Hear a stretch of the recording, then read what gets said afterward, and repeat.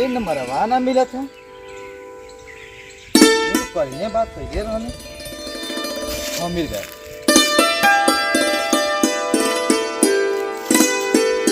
हाँ हेलो नमस्कार नमस्कार नमस्कार। अरे का हाल चाल है?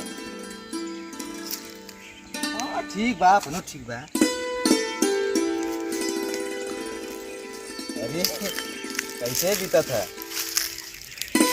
अपनो ठीक है बीता। क्या बताई अब ससुरारी आई नो तो मन ना लगा।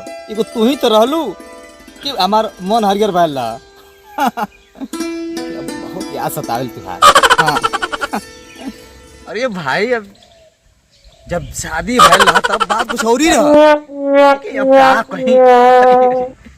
अरे ठीक है लेकिन दिलवा भला चाहिए ना।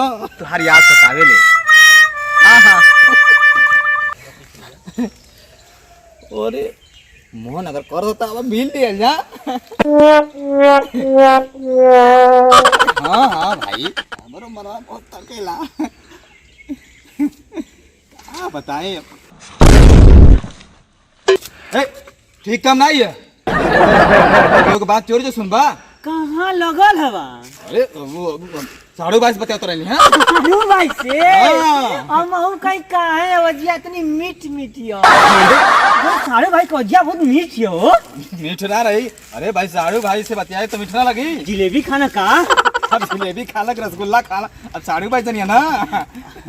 अवजिया बड़ा नीक लगता है। तनी बतियोता हम हूं बतियोती। तो के का के दे बतिया के हमारा साढ़ू हम बतिया के तू बतेबा। हां आजकल 4-5 दिन से हम तो खोजत रहनी मिलता ना रहला तू। अरे काहे काते का खोजत रहला हम? अरे संगे साथे रोज तक घूमत रहला लेकिन अब का हो गल तू कि काहे ना घूमत बा? अरे देखा ठीक काम नहीं है ना छुई का? अरे छोबा कहना था हम साढ़ू के बात करी। अरे एके का तू ताकत बा छोटकी। हां मतलब कन का। अरे छोटकी या बड़की ठीक काम ना हम देखा चाहे साढ़ू से बात करते हैं सरवाइन से तो से का मतलब है? अरे हम कितनी साफ सुथरा हैं। हम केहू से ना बतियाई ना। तू ना हाँ तू कितना साफ सुथरा हमके मालूम है। एगो हम रहनी।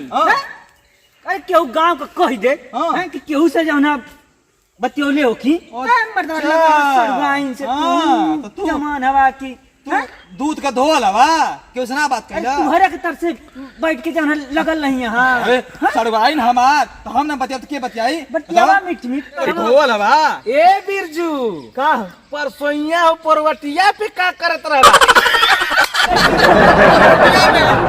दूधे के धोवा ना बड़ा चिकन मर्द हो ना। का जरूरत है दूसरे में अंगुरी कैले का जब वही में हवा तो तू कहाँ देख लेला? अरे वही से खेतवा ही कह के आवत रहली। ए भैया जे जहाँ जियत खाता ना वो जिये खाएदा।